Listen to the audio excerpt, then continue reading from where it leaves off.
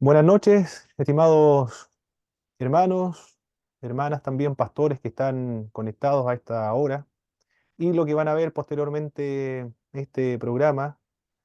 Somos el Instituto Bíblico Pentecostal del Sur, somos una institución interdenominacional, conservador y pentecostal.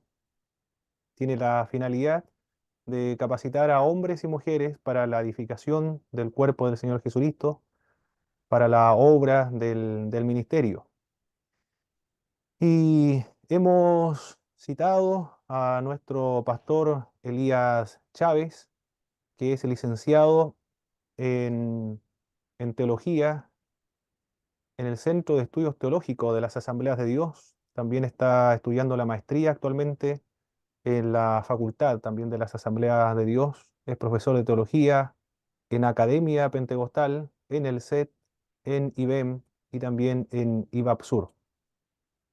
Actualmente el pastor Elías, gracias al Señor, y le agradecemos todos los que somos de tradición pentecostal, de estar defendiendo, de estar explicando, argumentando a favor de la doctrina o de la teología pentecostal frente a una de las amenazas muy serias y muy fuertes que está sufriendo las iglesias pentecostales de América Latina. Y en una conversación anterior, el mismo pastor Alexis ha indicado que es más complejo que las raíces hebreas, puesto que la raíz hebrea es una herejía, pero deliberada, puesto que son antitrinitarios. Me refiero al movimiento del nuevo calvinismo, que no nos referimos con ese término a la iglesia presbiteriana, ni tampoco a las iglesias reformadas, sino a un movimiento heterogéneo que tiene la finalidad, y lo están realizando con mucho éxito actualmente por medio de las redes sociales, de reevangelizar a los pentecostales de América Latina,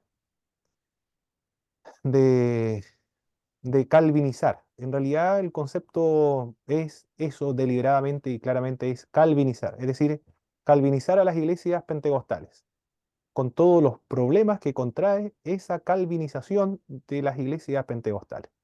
El pastor Elías Chávez tiene experiencia sobre este tema y por eso lo hemos invitado para que nos ayude y nos aclare acerca de este nuevo movimiento que está afectando seriamente en varias áreas y que nos va a comentar el pastor Elías de, los daños que está causando el nuevo calvinismo y nosotros lo estamos viendo también en nuestra congregación. Dios le bendiga, muchas gracias, pastor Elías, por acceder a esta invitación. Amén, gracias. Gracias por la invitación, hermano Pablo. Realmente es un tema complejo, un tema que quizás hace algunos años atrás no era preocupación. Algunos lo vimos o notamos esto a principios del, no sé, del 2010, 2012, ya estábamos viendo cómo este movimiento estaba haciendo y estaba trayendo doctrinas que eran totalmente extrañas, foráneas. Y aquí se da un fenómeno bien especial, hermano Pablo, y es que en general las personas que como que entraron con esta doctrina fueron predicadores calvinistas que bajo el discurso de sana doctrina, eh, la gente tomaba sus mensajes, los compartía en internet y habían cosas y dicen cosas que son correctas, pero a mí no me preocupan las cosas que son correctas, me preocupan las cosas que son diferentes a lo que son nuestras tradiciones. Y ahí donde nosotros empezamos a notar esto. Eh, Nos pasó a mí personalmente, yo también un tiempo estuve muy entusiasmado con este tipo de material. Estoy hablando aproximadamente del año 2012, 2013. Me puse a escuchar este tipo de mensajes porque me llegaban videos cortitos por Facebook. Eran videos de un predicador que yo, cuando lo escuché la primera vez, pensé que era pentecostal. Y también pensé que era pentecostal porque además él hablaba de la santidad, hablaba de llevar una vida correcta, de ser un buen creyente, además en sus predicaciones a veces lloraba. Yo pensé que era un pentecostal. Y estoy refiriéndome, voy a mencionarlo por nombre para que entendamos de qué estamos hablando. Era el hermano Paul Washer. Entonces yo cuando lo escuché me pareció una predicación muy atractiva, una predicación que me llegaba y me confrontaba con mi vida en relación a lo que era mi pasividad y quizás algunas cosas que todo pentecostal o todo cristiano desea realizar o tener un buen cristianismo, un cristianismo que agrade a Dios. Todo bien. En ese tiempo yo estaba a cargo de tres discipulados. Nosotros con mi esposa fuimos llamados al pastorado hace poco, en pandemia fue. Pero antes yo dediqué hartos años a la enseñanza dentro de la iglesia y estábamos a cargo de tres grupos de enseñanza, uno en el templo y otros en sectores rurales. Y yo empecé a impregnarme de este tipo de material, lo escuchaba, después fui a YouTube a seguir alimentándome y empecé a comprar también la literatura. Era en general, lo consideraba bastante bueno, me gustaba, salvo algunas cosas que obviamente no estaba de acuerdo, que tenían que ver con su cesacionismo y su posición soteriológica, que tenía que ver con, obviamente, con el calvinismo, algo que los pentecostales históricamente no hemos estado de acuerdo con eso. Pero sucede, mi hermano, que me pasó a mí algo, yo creo que el Espíritu Santo fue quien me habló. Y estaba, mientras estaba enseñando, ya había pasado más de un año que estaba consumiendo este material de forma muy entusiasta, eh, me di cuenta que lo que le estaba enseñando a los hermanos, a mis hermanos, no era lo que Dios me estaba entregando para ellos, sino que yo estaba copiando los mensajes que escuchaba de Paul Washer, de Miguel Núñez, de John MacArthur, y eso era lo que yo le estaba entregando a los hermanos de nuestra congregación. Y yo dije, no, esto no puede seguir porque Dios tiene una palabra para ellos. Dios tiene un mensaje que es para esta comunidad, es para estos grupos.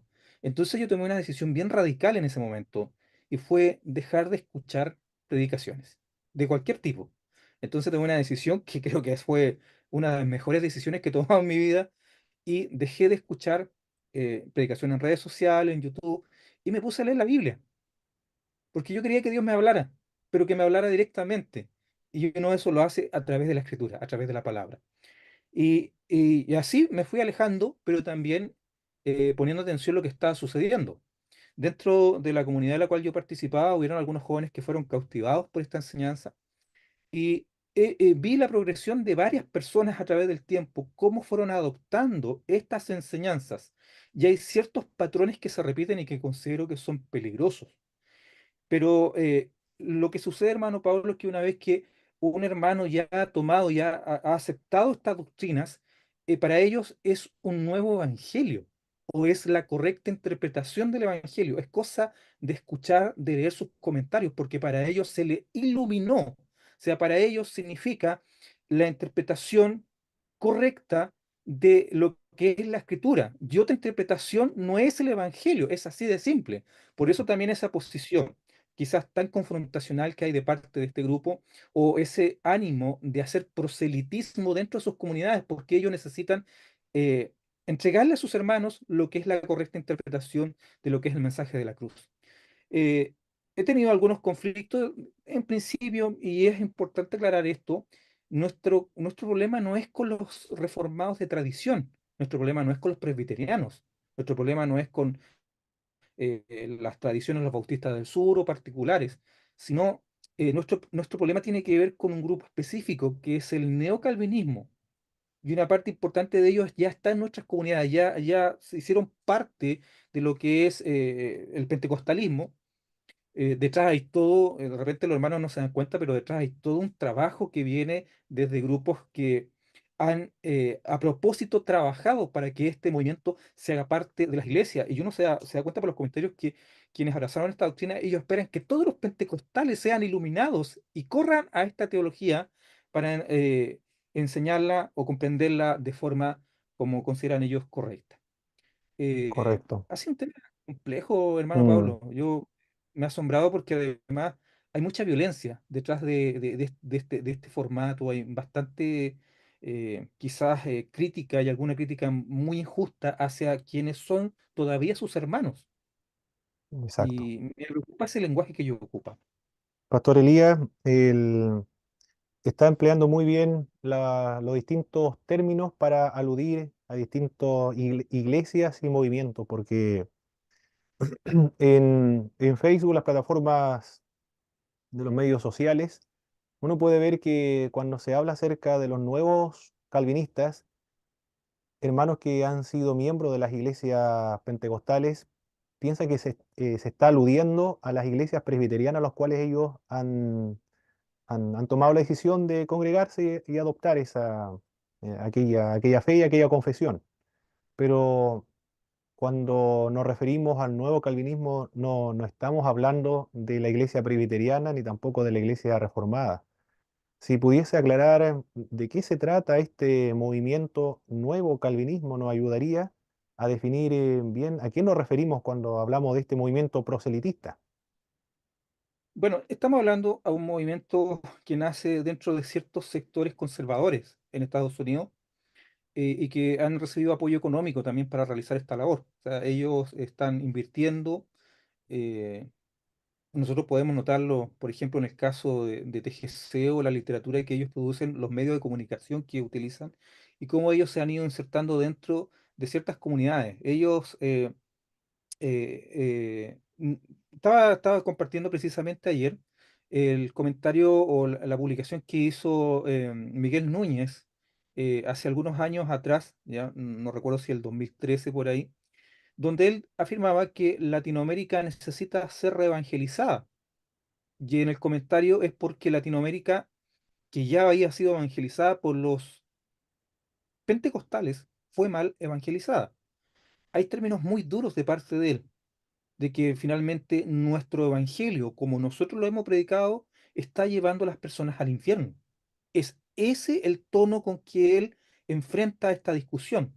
Y ahora eso no es algo que provenga de él, o sea, una idea de él propia, sino que esto también es la copia que él hace de un discurso que trae John MacArthur hace varios años atrás, con el mismo propósito de desacreditar las manifestaciones carismáticas que son propias de nuestras comunidades, de colocar el calvinismo, pero no cualquier calvinismo, el calvinismo duro de los 5 puntos, un calvinismo determinista que quizás es la versión más compleja del calvinismo, porque uno habitualmente, mi hermano Pablo, cuando conversa con presbiterianos, con gente que es de tradición reformada, ellos ya hicieron reflexión de sus doctrinas. Ellos ya pasaron por el filtro por décadas o por siglos de darse cuenta de las virtudes y desventajas de su doctrina. Uno conversa con ellos y puede llegar a acuerdos, pero este nuevo movimiento no, porque ellos son beligerantes, confrontacionales, ellos son sectaristas en el sentido que para ellos su única verdad representa el evangelio que predicó, o en este caso lo que ellos llaman rimbombantemente las doctrinas de la gracia.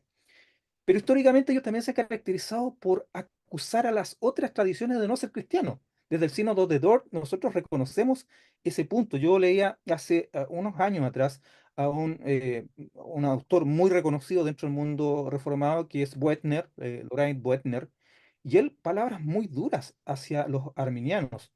Eh, Hay que tener, creo que, bastante consideración con esto, porque ellos han hecho un trabajo que no es menor, y un trabajo que ha sido muy eficiente.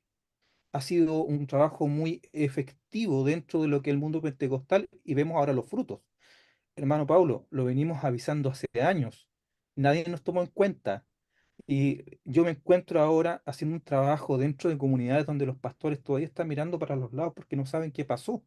Ellos en algún momento creyeron que era un movimiento que venía a fortalecer la iglesia, a darle un mayor énfasis en el estudio de la palabra, pero se encontraron con un movimiento que vino a dividir, a destruir, a matar la experiencia espiritual. En algunos casos a burlarse de lo que, de las personas que fueron, los ayudaron en su caminar, que fueron las personas que le mostraron el evangelio, familias que se dividieron, en que los padres quedaron en una comunidad, los hijos se fueron porque la iglesia ya no predicaba las doctrinas correctas. Entonces, mire, hermano, yo creo que en este sentido todos tenemos el derecho de cambiarnos de alguna tradición si consideramos que algo no nos gusta. Yo creo completamente en la libertad en ese sentido. Mm. Pero el problema es que ellos han permanecido en nuestras comunidades y han hecho proselitismo. Han estado tratando de convencer a sus hermanos de que su nueva interpretación del Evangelio, que es la venida a iluminar, es la correcta interpretación de lo que es la palabra de Dios. Mm. Yo he escuchado hace 6 años atrás, estuvo Sugel Michelén y Miguel Núñez, usted habló de Miguel Núñez, Y en esa conferencia se realizó en Chile y se le hizo una pregunta acerca de los hermanos que pertenecían a las iglesias pentecostales, qué debían hacer con aquellos que habían conocido las doctrinas de la gracia. Y al escuchar esta conferencia de Suchel, Michelén y Núñez, pareciera indicar por los términos que utilizan que los pastores pentecostales acá en Chile no conocen la verdad y no tienen humildad para leer los libros y los artículos de los autores de Coalición por el Evangelio o de la línea calvinista de la doctrina de la gracia, que en realidad se refiere a los 5 puntos del calvinismo, y pareciera que no han sido iluminados. Y luego se le hace una pregunta con respecto a los hermanos, ¿qué deben hacer en ese caso con los pastores?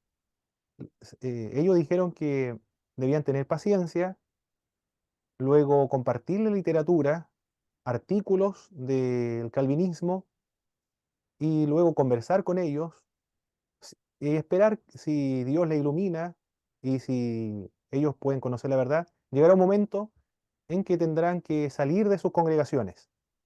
Luego, cuando corresponde hablar a Michelén, dice con respecto a los pastores ahora, los pastores no deben comenzar inmediatamente a enseñar las doctrinas de la gracia, que son los 5 puntos del calvinismo, sino que tienen que comenzar primero con la suficiencia de la Sagrada Escritura, después tienen que hablar acerca de un libro, por ejemplo, el Evangelio de Juan, y después de a poco comenzar a enseñar las doctrinas de la gracia, porque ¿cuál es la estrategia? Es que la doctrina de la gracia, al parecer, y él mismo lo reconoce, por eso que le dice no comiencen inmediatamente a enseñarlo, es a primera vista y cuando uno lo comienza a escuchar por primera vez, son doctrinas muy chocantes, porque presentan realmente a otro Dios. Lo que estaban haciendo ambos acá en Chile es enseñar a proselitar tanto a hermanos como a pastores de las iglesias pentecostales.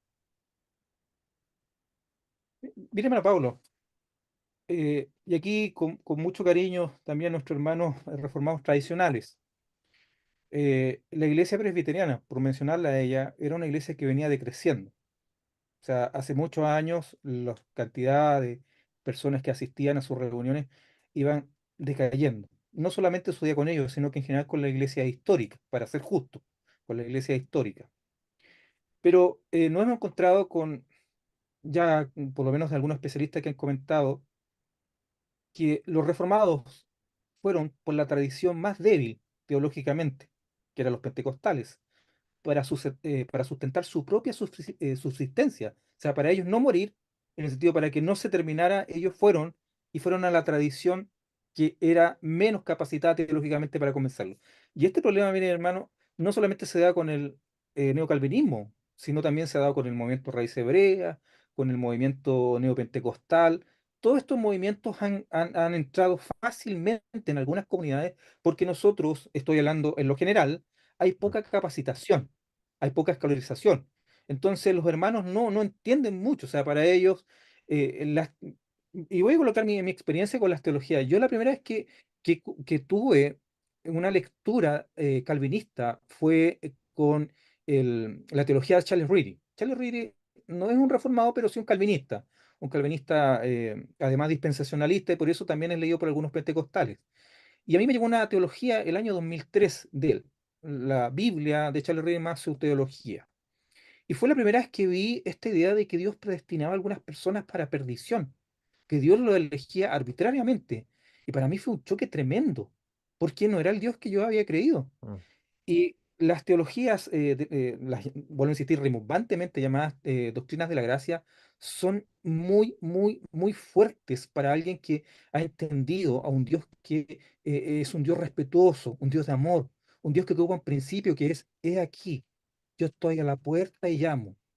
Pero en cambio ellos, si se lo escuché una vez a Ángel Michelén, dice que nuestro Señor Jesucristo es como un comando swap, que golpea la puerta, la rompe, la echa abajo y toma la vida de la persona. Pero nosotros creemos que, como dice mi esposa, tiene un dicho muy bonito, nuestro Señor Jesucristo es respetuoso, Él es un caballero. mm, Él no nos va a obligar a algo que nosotros no queremos hacer. En el sentido de que Él no va a trabajar en alguien que no esté dispuesto. Nosotros espera que nosotros también tengamos una disposición a servirle igual. Pero volviendo al tema, mi hermano Pablo, es una doctrina que teológicamente tiene muchos problemas. mm, Porque, por ejemplo, en el caso extremo del determinismo, vuelve a Dios el autor y propiciador del mal. O sea, Dios como quien incita al hombre a pecar deliberadamente y por lo tanto es Dios quien introduce el pecado en el mundo. Y eso es una herejía. Ahora, hay que ser justo. No todos los calvinistas creen en eso, mm. pero sí la parte más dura del calvinismo lo cree. ¿Sabe? Es más, yo escuché a un predicador calvinista decir que si una joven es violada, es para la gloria de Dios. Uf, Escuché a otro predicador decir, si alguien se suicida y viene predestinado para el cielo, se va a ir igual al cielo. Y escuché a otro predicador decir, hay bebés que vienen predestinados para el infierno. mm, Entonces, cuidado, porque son doctrinas que finalmente, tratando de exaltar la soberanía de Dios, lo vuelven un tirano. Y Dios correcto. dentro de su atributo, sabemos que Él es soberano. Y yo digo, amén, gloria a Dios. Pero también es un Dios que sus misericordias se renuevan cada día. Es un Dios justo que no hace acepción de personas. Exacto. Entonces nosotros tenemos que entender todos los atributos de Dios, no mirarlos como un señor feudal. Pero entrar al diálogo teológico, creo que hay suficiente argumento. Nosotros vamos con la palabra. El deseo de Dios es que todos le conozcan, que todos sean salvos, pero Dios también es un Dios que, vuelvo a insistir, es respetuoso en ese sentido. Y así lo hemos entendido los pentecostales. Exacto. Nuestra predicación, el punto de predicación, algo tan normal para nosotros, es una invitación. Mm, Nuestra himnología, los cantos que nosotros hacemos, ¿cómo dicen? Pecador, ven al dulce Jesús y feliz para siempre será. ¿Qué es lo que es eso? Es una invitación, ¿no es cierto? Nosotros nos correcto. decimos, mira, tú puedes venir predestinado para el infierno o puedes venir predestinado para el cielo. Nosotros también cantamos, he decidido seguir a Cristo, he decidido seguir a Cristo. O con voz benigna te llama Jesús, invitación de puro amor.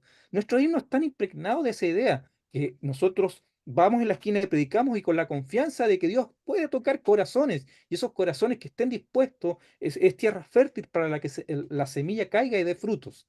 Esa es nuestra convicción y por eso nosotros predicamos, seguimos predicando.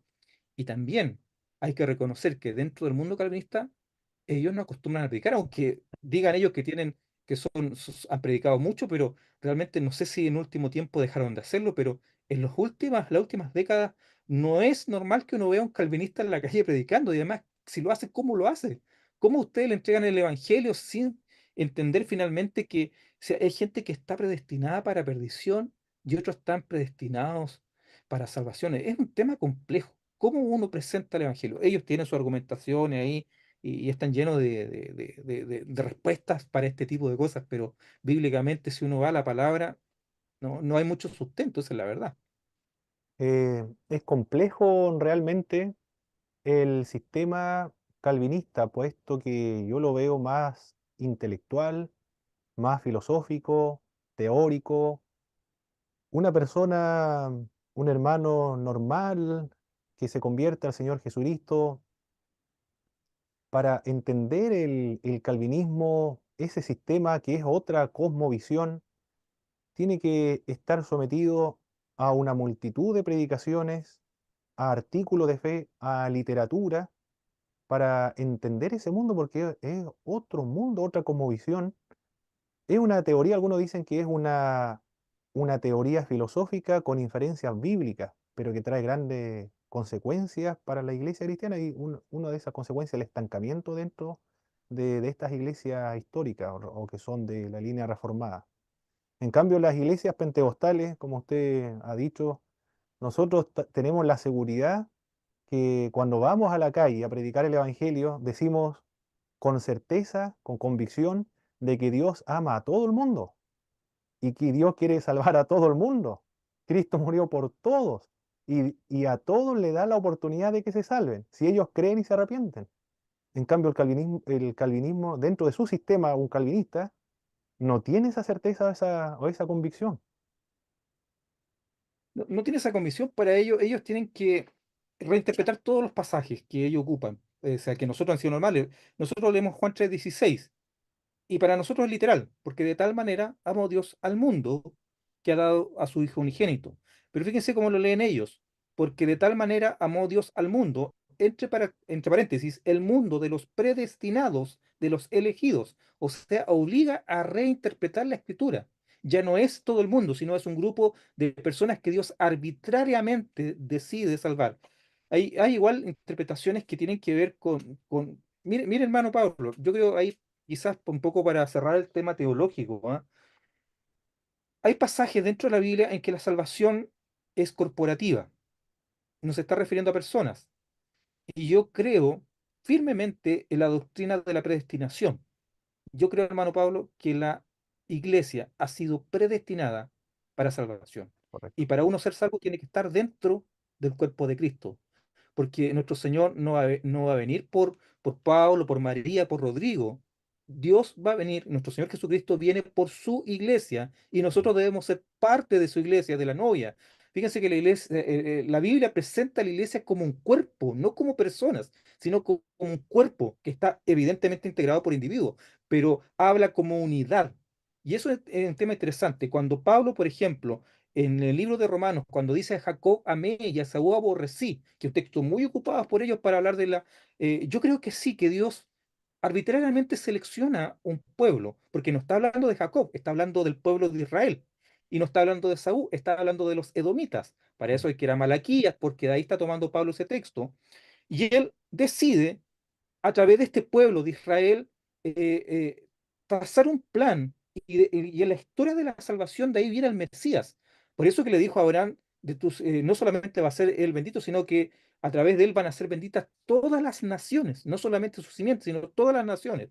Entonces Dios elige arbitrariamente un pueblo para que todas las naciones puedan conocer a Cristo o tengan ese potencial.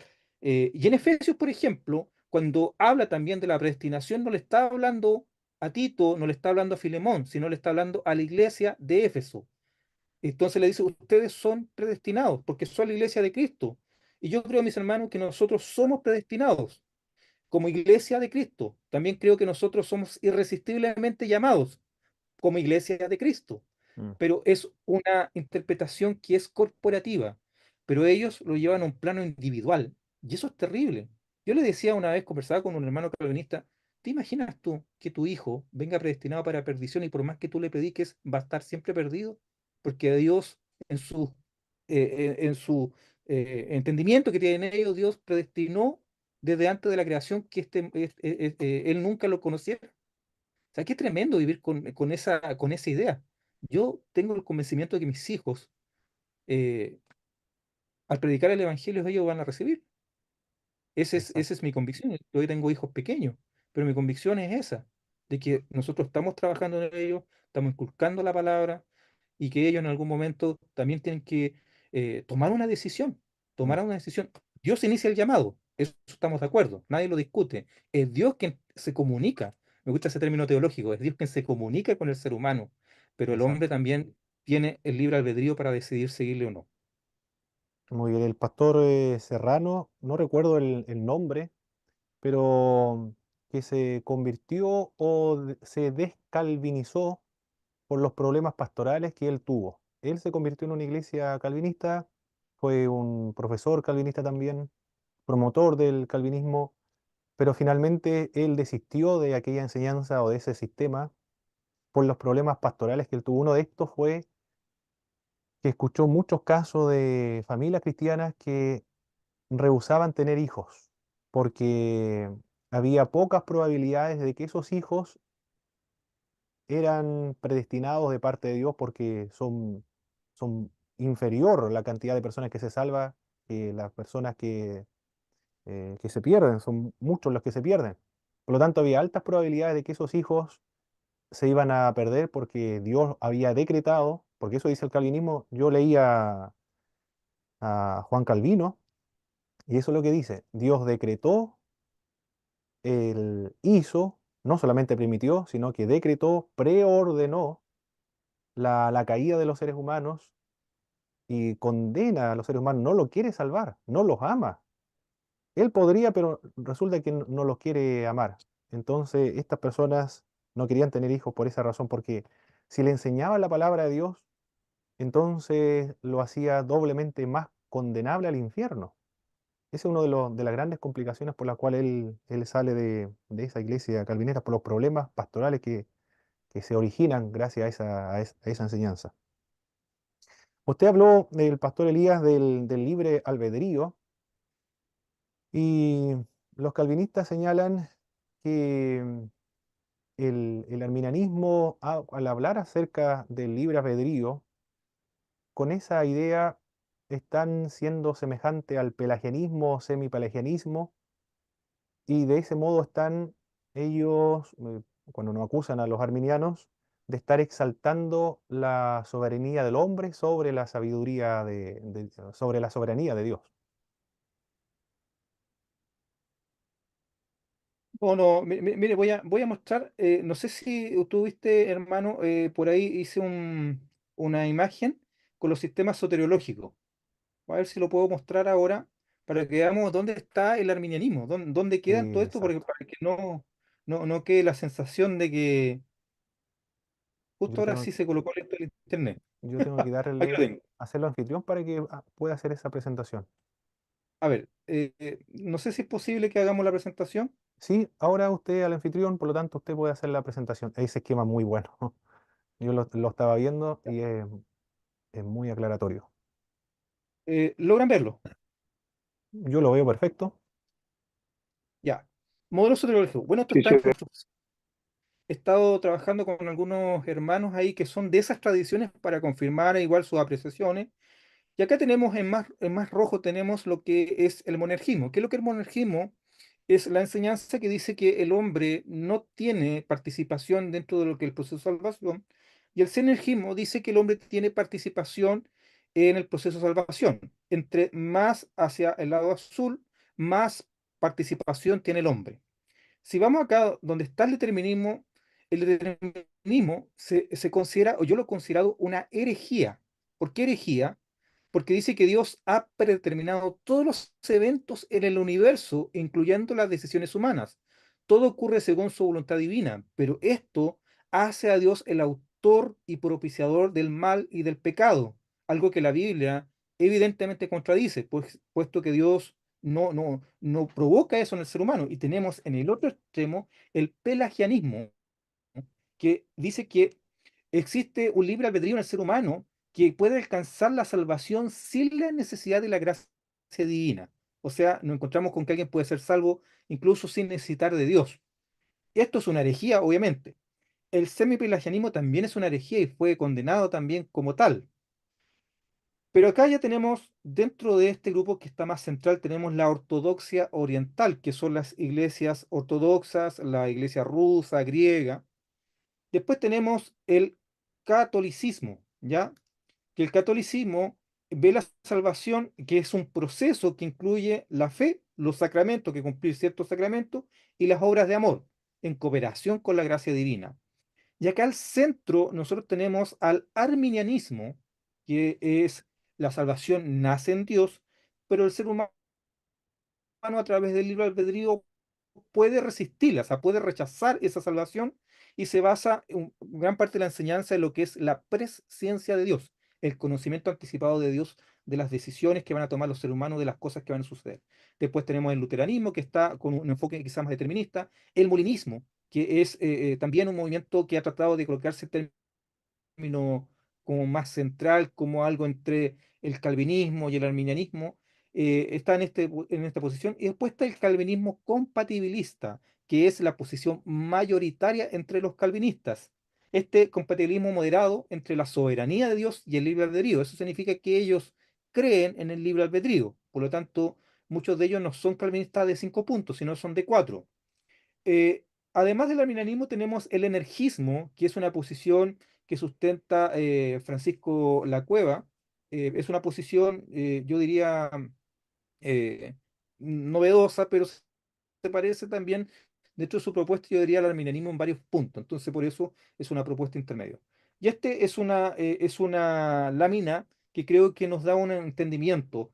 El determinismo está muy enfocado a lo que es el monergismo y el pelagianismo a lo que es el sinergismo. Esto tiene creo que se puede mejorar, así que estoy en ese Mm, proceso. Cuando lo tenga listo, vamos a compartirlo ahí con más claridad. perfecto, muy bueno ese esquema. Nosotros los que somos de la teología pentecostal, somos arminianos y eso debe quedar claro, porque algunos señalan que no hay relación, o cuál es la relación, preguntan, entre el pentecostalismo y el arminianismo. Pero Donald Dayton, en su libro Raíces del Pentecostalismo, él está hablando del pentecostalismo mundial, son arminianos, puesto que provienen de los movimientos de santidad, que a su vez proviene del movimiento wesleyano, originado del metodismo, fundado por John Wesley, que fue el máximo promotor del arminianismo. Por lo tanto, esas son las raíces del pentecostalismo. Y del pentecostalismo chileno, también Sepúlveda señala que aunque es distintivo, es diferente, pero no es tan diferente para que el pentecostalismo chileno sea calvinista como algunos están pretendiendo suponer, porque al leer el libro de Willy Hoover, uno se da cuenta que Willy Hoover señala que el nuevo movimiento es de tradición wesleyana, viene del metodismo, y él promueve las enseñanzas de John Wesley, porque es bíblica. Y John Wesley era arminiano, es decir, él creía que Cristo murió por todos y ama a todos. Bueno, ese tema, hermano, ellos están haciendo, reinterpretando la historia, reinterpretando la teología y tomando excepciones a través de la historia de lo que ha sido la teología para validar finalmente, sustentar sus puntos. Y eso yo lo encuentro deshonesto intelectualmente. Creo que es un trabajo que lo que busca es congraciarse con algo que evidentemente no tiene pies ni cabeza. Es el movimiento, en este caso, Mr. Hoover, en la práctica siguió siendo un metodista. Mm, Y eso lo vemos también en algunas de sus formatos de liderazgo, también, o sea, su formato eclesial, también en lo que es el paidobautismo, y en otros elementos que son propios de la tradición metodista arminiana. mm, Eh, Creo que todo mire, ¿sabes que hace poco, hermano Pablo, unos amigos comentaban esto, a un influencer ahí de las redes sociales, hacía que los padres preagustinos se volvieran calvinistas. Y eso ningún estudioso serio de patrología lo afirmaría, ninguno. Porque sabemos que fue con Agustín de Hipona que esta idea monergista, esta idea de que Dios predestina a algunas personas, entró a la teología cristiana. Antes de eso no existía. Y hay que ser súper claro y enfático con esto. Tanto el judaísmo de Segundo Templo, como también los primeros padres, Juan Crisóstomo, Tertuliano, Ireneo, todos ellos eran sinergistas. Ellos entendían que la salvación es algo que se podía resistir. Y mm, recién en el siglo V, con Agustín de Hipona, un ex maniqueo, o sea, alguien que seguía una secta gnóstica, que creían en el determinismo de que, mire, este tema es interesante porque dentro del determinismo griego, ellos creían que los dioses controlaban el destino de las personas, que los dioses finalmente, lo que hacían las personas estaba ya todo determinado por los dioses, por lo tanto, el ser humano no podía hacer nada porque ya era todo, era fatalista en ese sentido. Pero los judíos no creían eso. Los judíos creían que se podía resistir o que se podía incluso desobedecer a Dios. O sea, era así de complejo. Incluso nosotros vemos en la Biblia varias veces cómo el pueblo resistía a Dios, cómo el pueblo iba en contra de lo que Dios establecía. Ahora, esa idea, los cristianos no lo creyeron por 4 siglos. Y recién con Agustín de Hipona entra esta idea dentro de la iglesia. Fue por una confrontación que tuvo con Pelagio. Y a través de esto, finalmente se metió este tema del determinismo. Algo que con el paso de los siglos se fue atenuando. La Iglesia Católica fue erradicando esta doctrina. Y saben que vuelve nuevamente con Martín Lutero, un monje, un ex monje agustino, precisamente. Alguien que se crió bajo las enseñanzas de Agustín. Y después Calvino va y toma esta enseñanza. O sea, es algo que proviene de ahí. Miren, mis hermanos, y hay autores, yo he leído varios autores, que incluso dicen que una parte de esta enseñanza determinista es una enseñanza gnóstica, o sea, derechamente, gnosticismo dentro de la iglesia. O sea, ellos son bastante duros y argumentaciones hay. O sea, no lo desechemos tan simplemente, porque aquí son interpretaciones bíblicas. Cómo ellos leen la Biblia e interpretan. Y esta no es una interpretación natural. Esta no es una interpretación que nace a la simple lectura de la Biblia, sino Mm, que es algo que tiene que ser aprendido, tiene que exacto. ser escolarizado. O sea, alguien tiene que venir y enseñarlo. De lo contrario, nadie creería o nadie asimilaría las doctrinas de la gracia de primera. Una vez alguien me dijo eso, me dijo, no, yo siempre que leí la Biblia la leí entendiendo el tulip. Yo le dije, no seas mentiroso, eso no es Mm, así. Bueno, que tú vengas de una tradición calvinista, obviamente porque tú eres criado en ese ambiente, pero alguien que lee la Biblia a simple lectura va a entender de que Dios amorosamente llama a todos, va a entender que el hombre puede resistir el llamado de Dios y puede ser rebelde a Dios como lo fue Israel, va a entender finalmente que Dios, su deseo es que todos se acerquen y le conozcan. correcto. Muy bien, Pastor Elías. Quizás hayan hermanos o hermanas, pastores también. No todos son del Instituto Bíblico. Algunos van en primer año, otros van en cuarto y otros son invitados de los estudiantes. Por lo tanto, estos términos de calvinismo y arminianismo no logran entenderlo bien. Si fuese bien breve esas dos posturas, yo creo que quedarían claro para los hermanos, para ayudarle a entender de lo que estamos hablando. Miren, voy a ser sincero en este, voy a abrir mi corazón hoy día. Hemos sido obligados a tomar un nombre que no nos gusta. A mí no me gusta que se me... ¿Quién es Arminio? Yo creo que la mayoría de los hermanos no tienen ni idea, ni les interesa saber quién es Arminio. Exacto. Nosotros, miren, y yo me enteré que era arminiano cuando un calvinista me dijo, "Ah, entonces tú no eres calvinista, entonces eres arminiano". Y dije, no, yo soy cristiano. No, tú eres arminiano. Antes de ser arminiano yo era cristiano. No tenía otro título.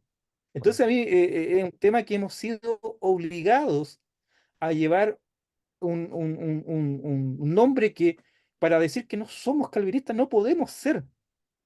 Pero, mire mi hermano, resumiendo, la enseñanza, nosotros, ¿qué es lo que tenemos de Arminio?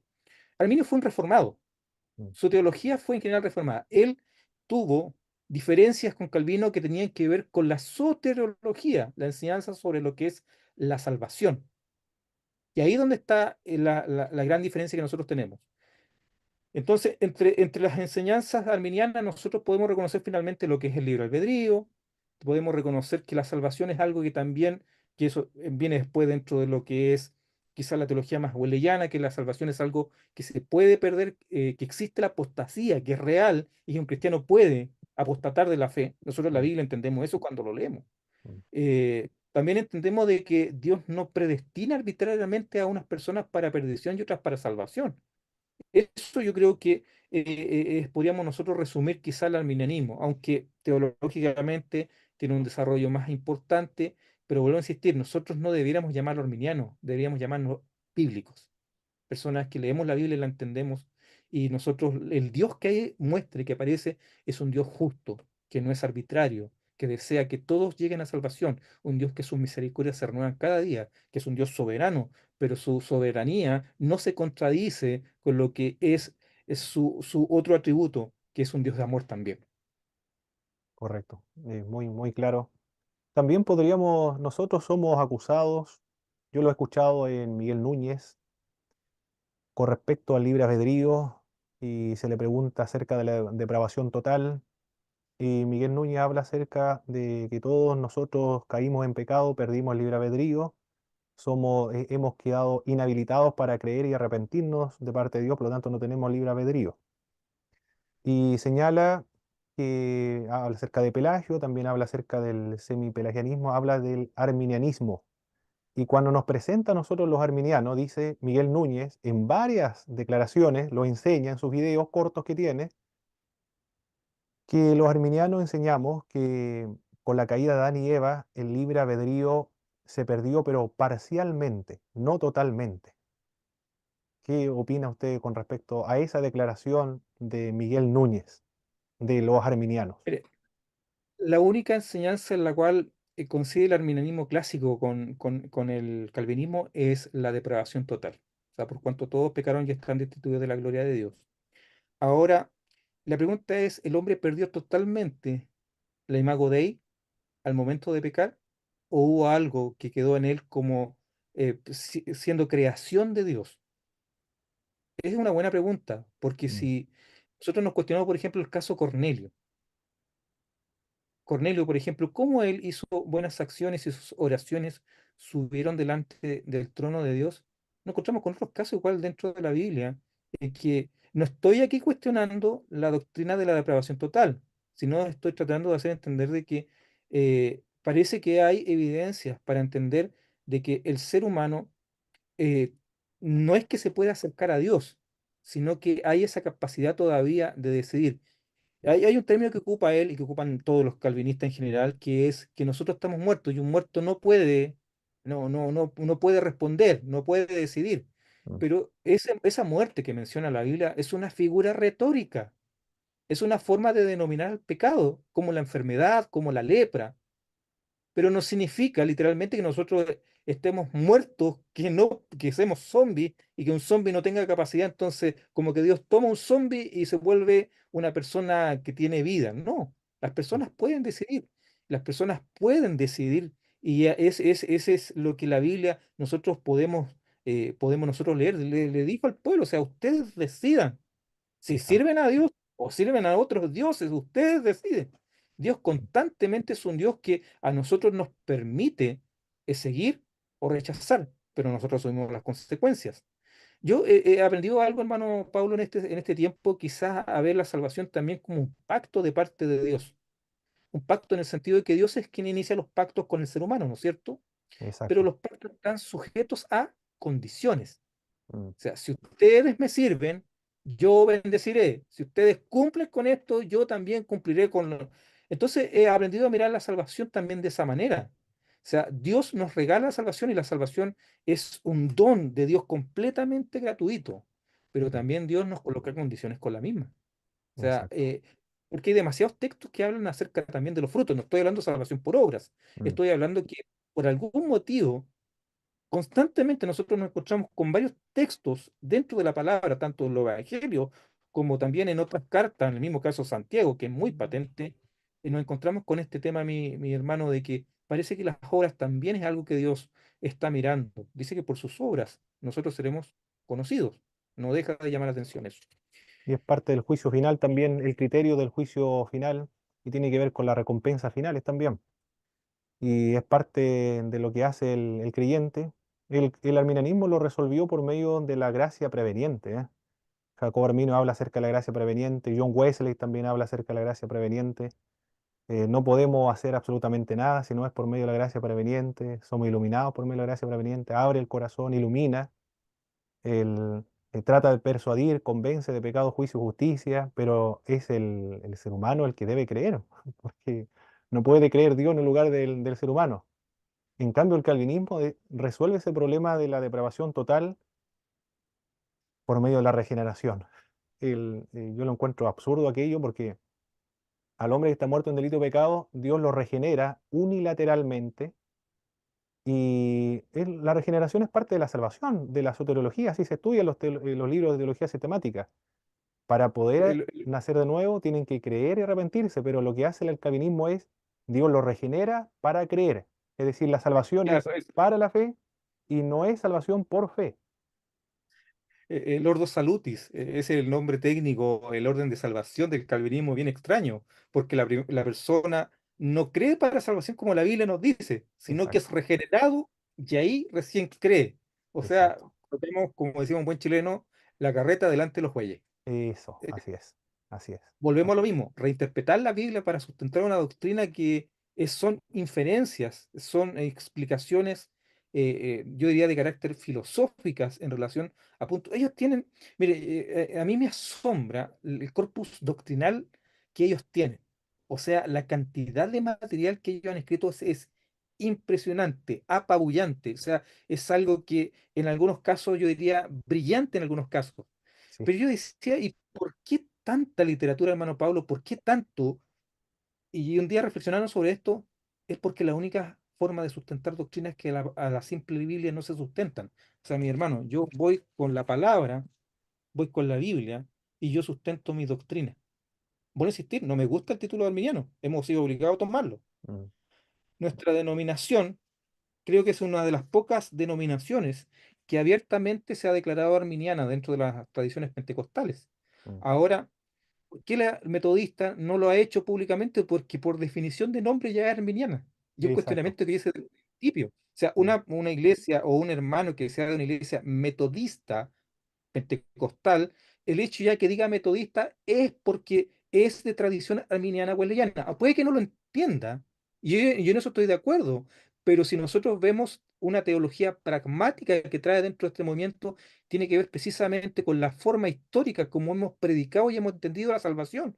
Vuelvo a insistir, para nosotros la predicación es una invitación, no es una imposición. Es una exacto. invitación amorosa y nosotros vamos creyendo eso y por eso predicamos. Mire, si nosotros no creyéramos eso, mis hermanos, les aseguro que nosotros no estaríamos en la calle predicando, yendo los domingos a hacer el punto. No lo haríamos. ¿Por qué? ¿Para qué ir a predicar si ya Dios predestinó a los que van a ser salvos y los que no? No tendría mucho sentido. Creo que hay que tener bastante cuidado en eso. Mire, hermano, yo quiero mostrarle algo aquí que es parte de la presentación, una que hice hace poco. Es una presentación que tiene que ver con temas doctrinales de nuestra denominación, pero quiero compartirla igual acá. Déme un segundito. Perfecto, Deme un Pastor segundo. Elías. Aquí está. Este es el hermano David Pawson, ¿ya? Tiene ahí un libro que se llama Una vez salvo, siempre salvo. Y dice, los pentecostales tienden a ser arminianos, ya que su linaje puede trazarse hacia atrás, pasando por el movimiento de santidad del siglo XIX Mm, hasta el avivamiento wesleyano del siglo XVIII. ¿Lo ve? Está súper claro que también lo que planteamos, no solamente el movimiento de santidad, sino también el movimiento de sanidad. También lo podemos encontrar en las conferencias que se dieron en Inglaterra en relación a esto. Algunos pocos dicen han adoptado la teología reformada, pero la mayoría no apoyaría salvo siempre salvo, excepto por omisión. ¿Y por qué quiero mencionar esto, mi hermano Pablo? Porque hasta hace unas décadas atrás yo conocí a un hermano que él enseñaba el salvo siempre salvo, un hermano pentecostal. Y mm, era un caso excepcional, excepcional.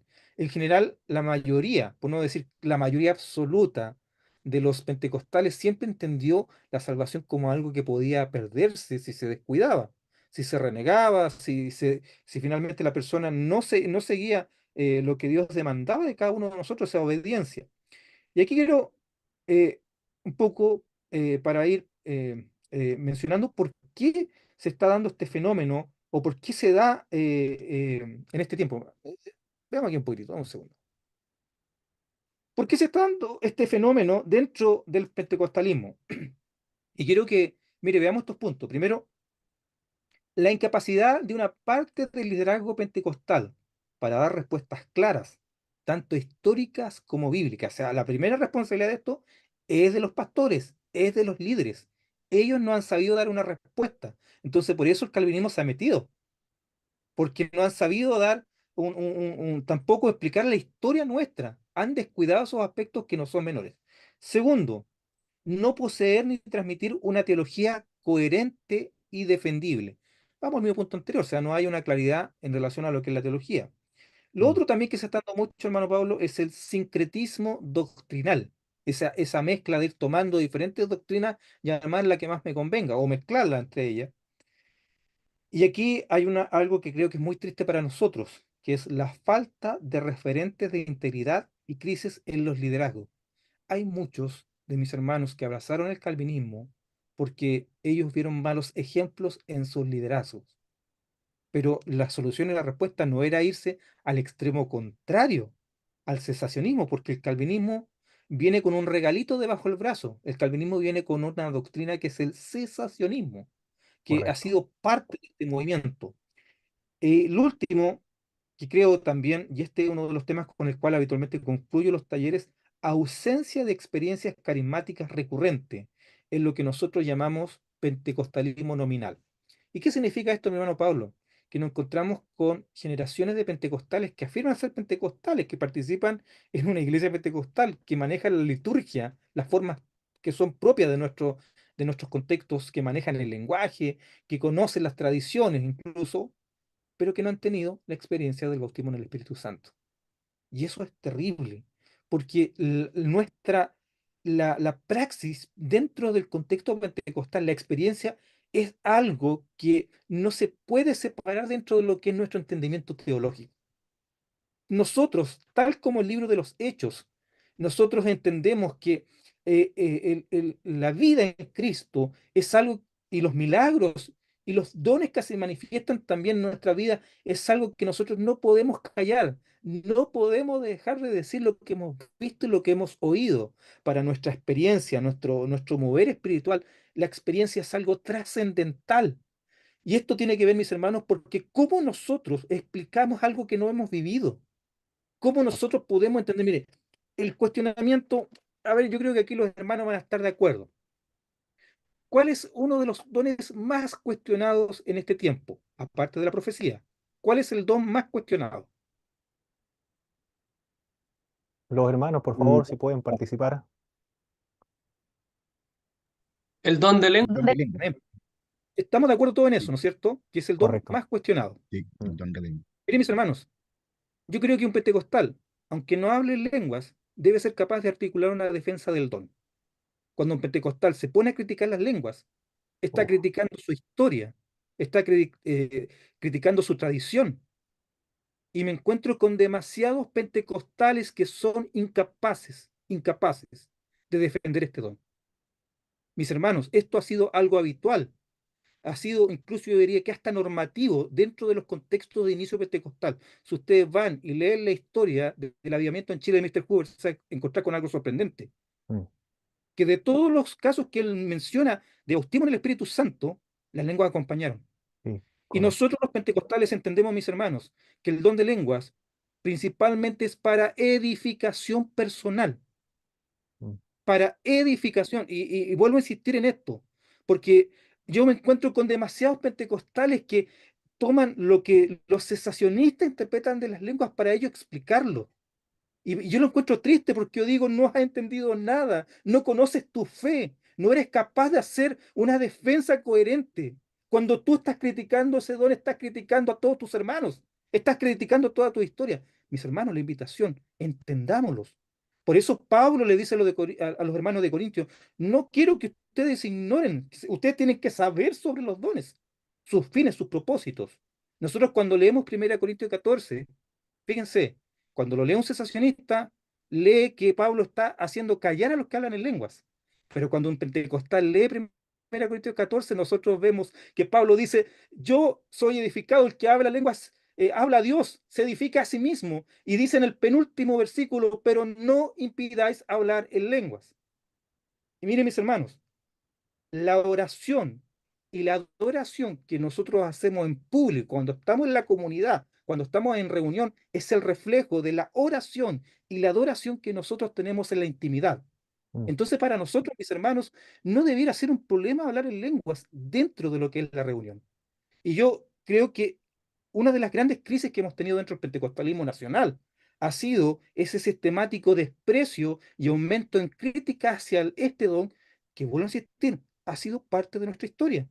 Y no estoy hablando del pentecostalismo de Estados Unidos, porque este don, si nosotros estudiamos historia, nos vamos a encontrar que se dio en todo el pentecostalismo de primera ola y en todo el pentecostalismo de segunda ola. mm, Es algo, mis hermanos, que nosotros debemos rescatar.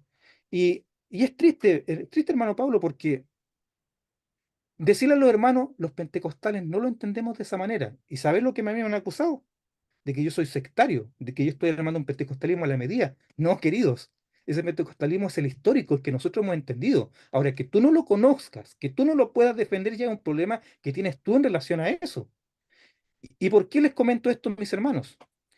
Porque ¿cómo alguien que no ha tenido esta experiencia puede explicarlo?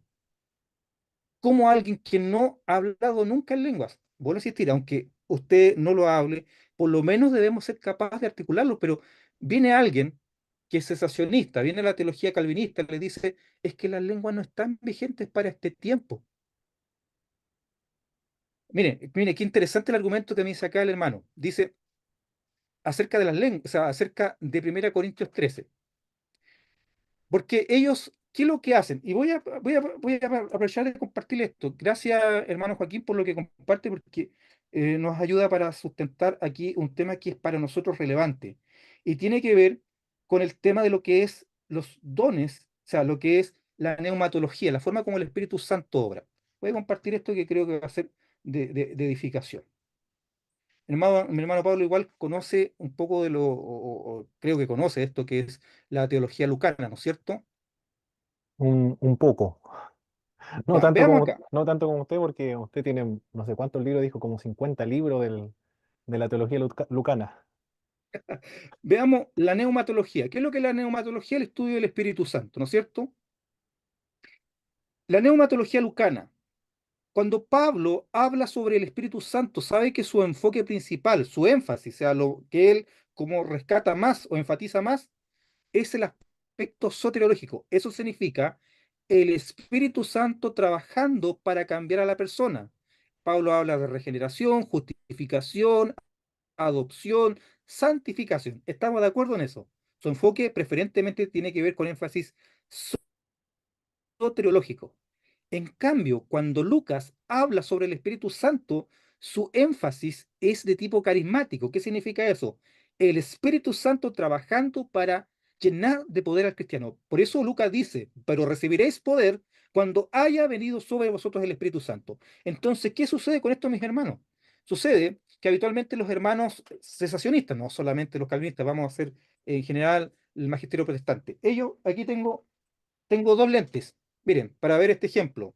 Estos lentes que están aquí se llaman Pablo y estos se llaman Lucas. ¿Ya? Vamos teniendo. Ahora los hermanos cuando tienen los lentes de Pablo, ellos van a la Biblia, van al Nuevo Testamento, interpretan y leen, dicen, cuando está el Espíritu Santo, ellos dicen, el Espíritu Santo transformando, el Espíritu Santo cambiando, lo más importante es el Mm. amor porque ese es cambio de la persona, fruto del Espíritu.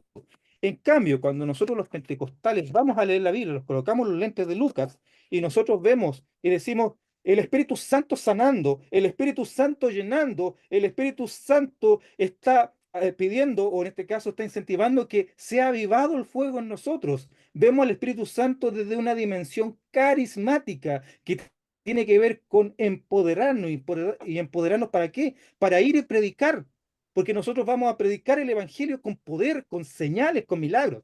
Para Mm. nosotros lo sobrenatural es lo natural. Como pentecostales, esto debiera ser lo más normal del mundo porque estas señales nos siguen, estas señales Correcto. nos acompañan. No es algo para nosotros que sea desconocido, sino que es parte de nuestra experiencia. Yo creo que todos los que están acá tienen alguna experiencia de sanidad divina, si no ellos, sus familiares. Mm. Creo que Sí, todos, dentro del contexto como cristianos, hemos visto milagros.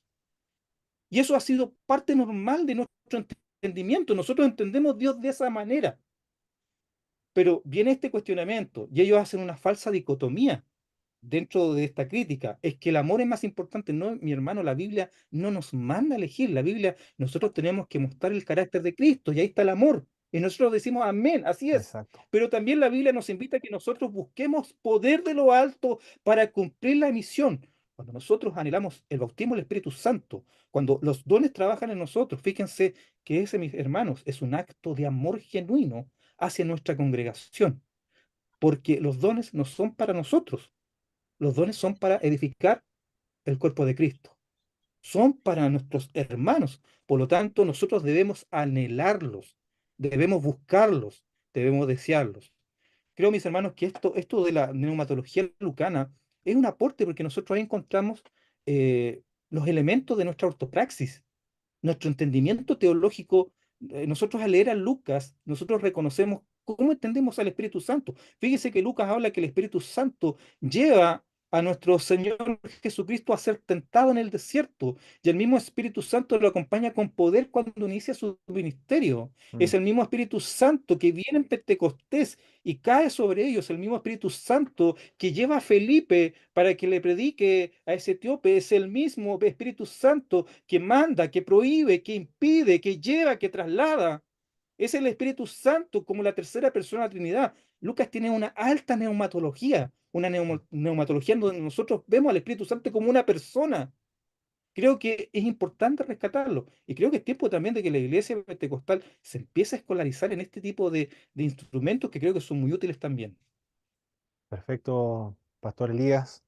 He aprendido bastante escuchando en este diálogo con el pastor Elías Chávez. Lo más probable que también todos los que están presentes han aprendido bastante. Por ejemplo, yo he aprendido aquí de uno de los problemas del calvinismo es con respecto a la evangelización, porque no tienen la motivación de evangelizar. Y lo más probable que si ustedes tienen la experiencia en sus propias congregaciones de hermanos que han adoptado la doctrina calvinista, no tienen el entusiasmo, la pasión, el fervor de poder evangelizar porque no creen que efectivamente Dios quiere salvar a todo el mundo, porque el calvinismo con Juan Calvino dice, Dios no quiere salvar a todo el mundo y tampoco están persuadidos, convencidos de que Dios ama a todo el mundo. Y bueno, lo otro, los problemas pastorales también, la necesidad de que los pentecostales en Chile y en toda América Latina comiencen ya a prepararse, a capacitarse, a estudiar la palabra de Dios en centros de institución teológica que sean pentecostal.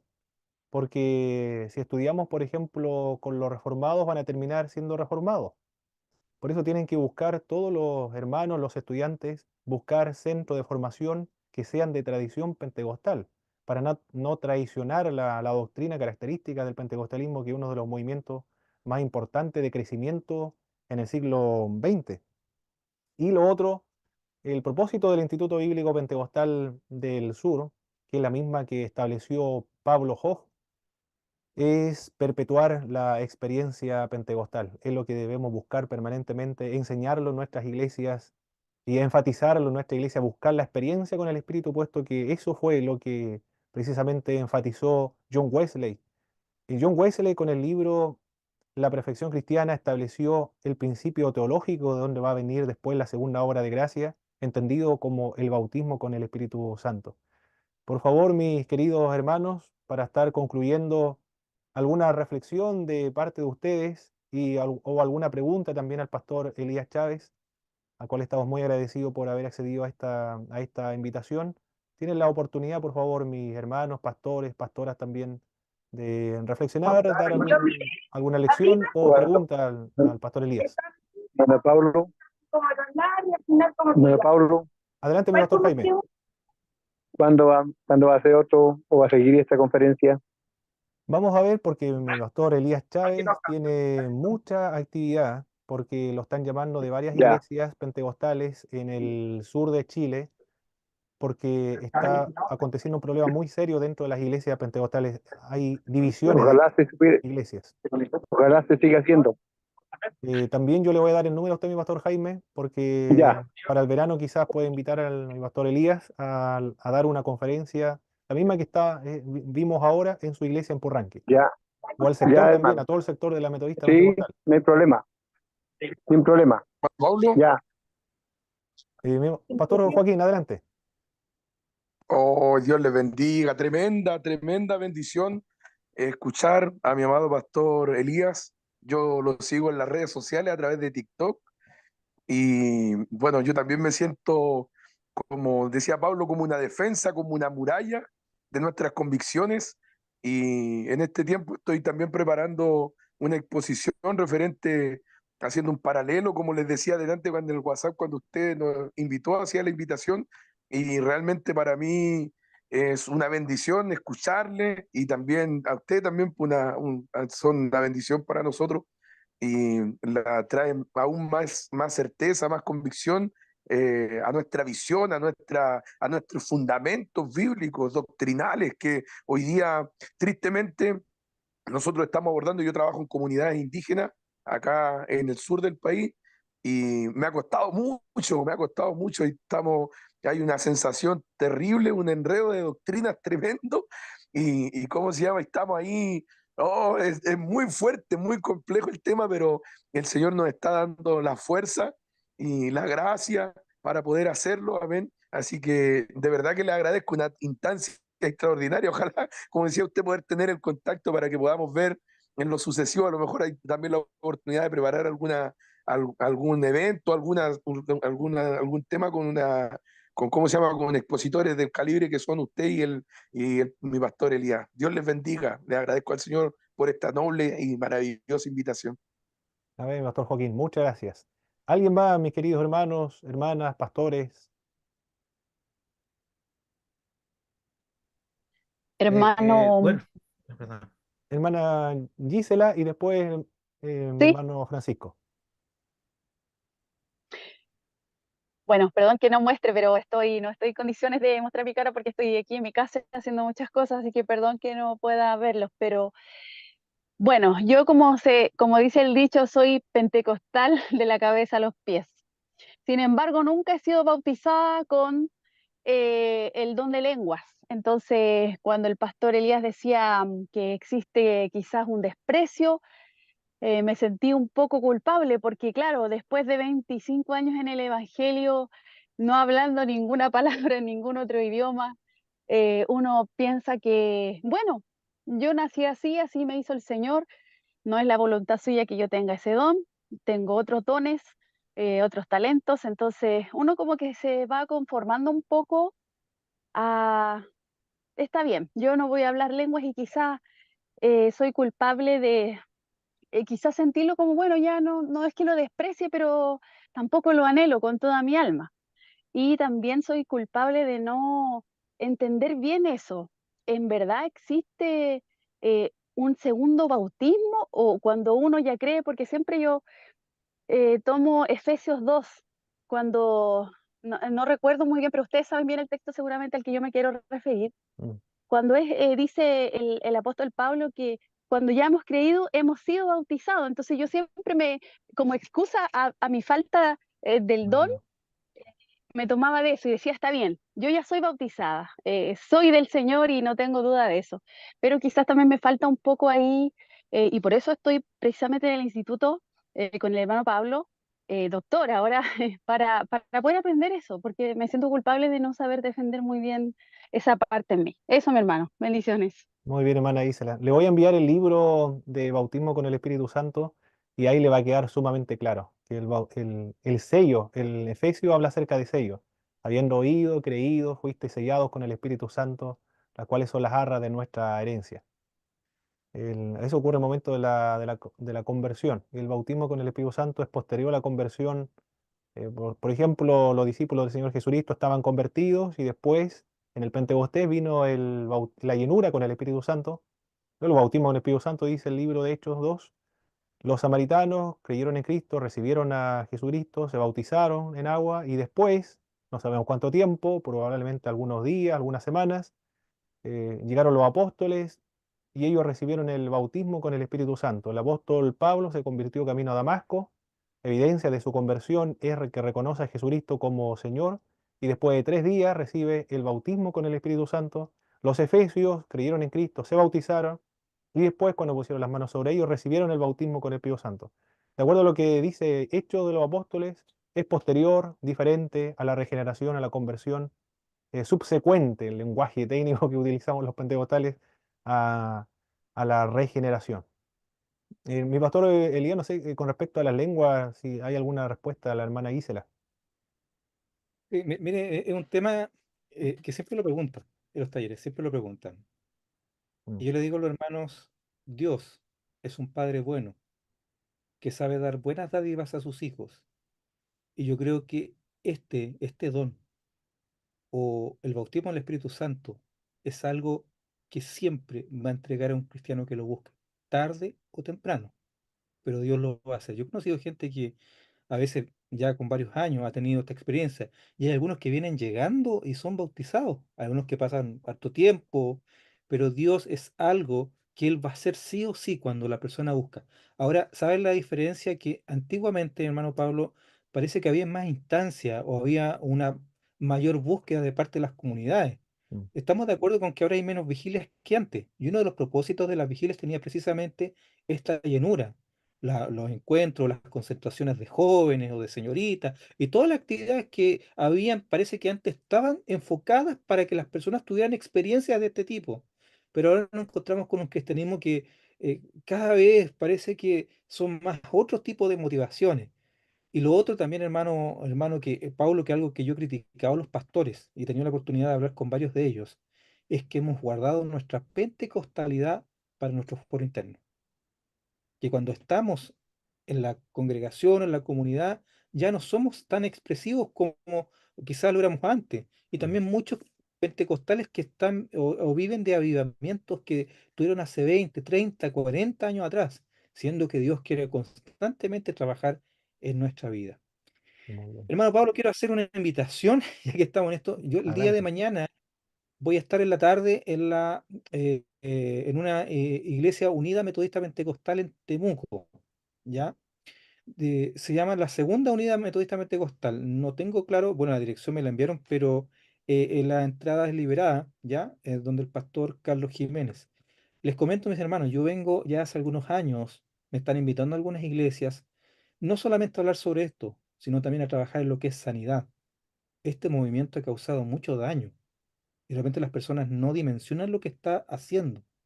Este movimiento ha matado la experiencia carismática, ha matado las experiencias espirituales. Y hay iglesias en las cuales todavía los hermanos se miran porque no saben qué es lo que pasó. Un huracán que llegó, destruyó, dividió, y esas mismas personas que ellos desde pequeños los conocían y que oraron por ellos, que los apoyaron, que fueron sus profesores de escuela dominical, ahora esos mismos jóvenes se burlan de ellos. Esos mismos jóvenes los quieren convertir al verdadero evangelio. Esos mismos jóvenes se burlan de los dones espirituales. Entonces a mí me preocupa porque un evangelio que provoque eso en un creyente, ¿qué tipo de evangelio es?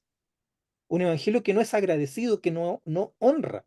Mm. No hay honra en lo que ellos hacen. Porque yo les digo, ustedes no pueden ir al lugar donde les dan de comer, no pueden escupir en ese lugar.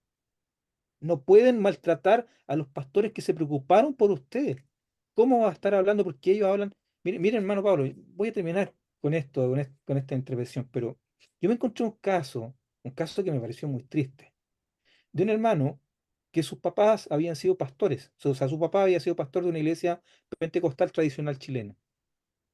Y ese hermano es capaz de decir que su padre, siendo pastor de esa iglesia, su papá no está convertido porque no es reformado. Y que él le predica a su papá el verdadero evangelio. Y que su papá se tiene que arrepentir. Bueno, si está digo predestinado, se va a arrepentir. Pero mis hermanos, ese es el nivel. A eso estamos llegando. No digo que todos los calvinistas lo sean, pero lamentablemente se está dando más de lo que nosotros quisiéramos, mis hermanos. Está causando mucho daño esto. Muy bien. Hermano Francisco, por favor, el último. Bueno, mi hermano, quería darle gracias por este buen tema. Creo que es necesario porque generalmente a mí me ha tocado conversar con algunos hermanos que van por esa línea del calvinismo, o están empezando, o quizá, pero es un tema que está en la iglesia y, y lo bueno que tenemos hermanos que están preocupados, pastores como nuestro pastor Elías y nuestro hermano Pablo también, que están preparados, tienen esta posibilidad de tener las bases sólidas del pentecostalismo y los estudios necesarios también para contrarrestar este tipo de problemas que ya está en nuestra iglesia y que tenemos que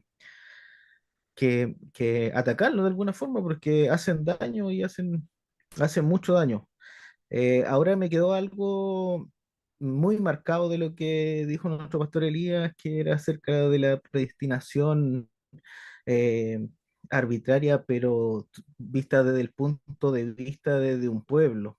Y tiene mucho sentido para mí porque el apóstol Pablo también habla acerca de Israel o de los israelitas, que se refería a algo espiritual y no a algo político. Entonces, me hace mucho sentido el tema de la predestinación de Dios hacia su pueblo, a que nosotros nos insertemos dentro del pueblo de Dios para ser salvos. Y eso es lo que me marca a mí y eso es lo que a lo mejor los neocalvinistas no han comprendido, que ven todo, como decía nuestro pastor, todo individualista. Mm. Exacto.